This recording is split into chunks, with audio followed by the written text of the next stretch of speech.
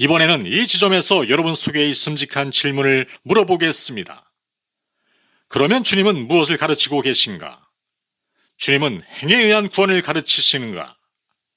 주님은 우리가 천국에 들어가기 위해 바리새인들보다 더 훌륭한 생활을 해야 한다고 말씀하심인가? 아닙니다. 그렇지 않습니다. 의인은 없나니 하나도 없으며 이기 때문입니다. 모세를 통해 주신 하나님의 법은 온 세상을 정죄했습니다. 이는 모든 입을 막고 모든 사람이 죄를 범하였으며 하나님의 영광에 이르지 못하더니 인 것입니다. 우리 주님은 우리 자신의 행위나 우리 나름의 의에 의한 칭의나 구원을 가르치시러 오시지 않았습니다. 이것의 반대파는 말하기를 좋습니다.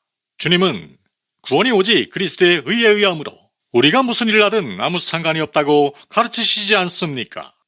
주님이 다 하셨으니 우리는 할 것이 아무것도 없습니다 라고 합니다.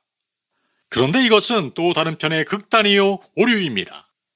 하지만 이런 해석이 있을 수 없는 까닭은 20절 서두에 포, 뭐뭐이므로 라는 작은 낱말이 있기 때문이라고 저는 주장합니다. 이 낱말은 19절의 말씀과 연결됩니다. 거기서 주님은 그러므로 누구든지 이 계명 중에 지극히 작은 것 하나도 버리고 또 그같이 사람을 가르치는 자는 천국에서 지극히 작다 일컬음을 받을 것이요 누구든지 이를 행하며 가르치는 자는 천국에서 크다 일컬음을 받으리라고 하셨습니다. 주님은 율법을 실제로 행해야 할 것을 강조하고 있습니다. 이것은 이 문단의 목적입니다. 이것은 율법의 행함을 쉽게 만들거나 우리로 하여금 그리스도께서 우리를 위해서 이것을 모두 해주셨으니 우리가 무엇을 하든 상관이 없다 라고 말할 수 있기 위한 것이 아닙니다. 우리는 어리석게도 이런 일들을 보충해야 할 반제를 항상 생각하는 경향이 있습니다. 주님은 우리가 예수 그리스도 안에서 하나님의 은혜를 참으로 받은 증거는 우리가 의로운 삶을 살고 있는 데서 나타나는 것이라고 가르치고 계십니다. 여러분들은 신앙과 행위에 관한 옛 논증을 알고 계실 것입니다. 어떤 사람들은 이것이 중요한 전부라고 말하고 또 어떤 사람들은 행위가 중요한 전부라고 말합니다. 하지만 성경은 이 두 견해가 잘못된 것이라고 가르칩니다. 즉, 기독교인의 표식은 행위로서 나타내 보이는 믿음이라고 가르칩니다. 여러분들이 이것을 내가 조작해낸 교리로 생각하실까 해서 사도 바울의 말씀을 인용해 보겠습니다. 그는 다른 누구보다도 믿음의 사도요 은혜의 사도였습니다. 그는 속지 말라고 말씀합니다. 이 말씀은 세상을 향해 하신 말씀이 아니요 고린도 귀인들에게 하신 말씀입니다. 고린도전서 6장 9절로 10절 불의한 자가 하나님의 나라를 유업으로 받지 못할 줄을 알지 못하느냐. 미혹을 받지 말라. 음행하는 자나 우상 숭배하는 자나 간음하는 자나 탐색하는 자나 남색하는 자나 도적이나 탐욕을 부리는 자나 술 취하는 자나 모욕하는 자나 속여 빼앗는 자들은 하나님의 나라를 유업으로 받지 못하리라. 너희가 내가 명한 일을 행하지 아니하면 주여 주여라고 해야 소용없다 라고 주님은 말씀하십니다. 만일 내가 의로운 사람이 아니라면 내가 예수 그리스도 안에서 하나님의 은혜로 말미암아 계심했다고 주장하기 전에 조심해야겠다는 결론이 됩니다. 왜냐하면 예수 그리스도 안에서 하나님의 은혜를 받은 것은 내 죄가 갈보리 언덕 십자가 위에서 그가 나를 위해 돌아가셨기 때문에 용서받았음을 의미할 뿐 아니라 내가 새 생명과 새 성품을 받았다는 것을 의미하기 때문입니다. 그리고 이것은 그리스도의 형상이 내 속에 이루어지고 있으며 내가 하나님의 성품의 참여자가 되었으며 옛 것들은 지나갔고 모든 것이 새로워졌음을 의미하기 때문입니다.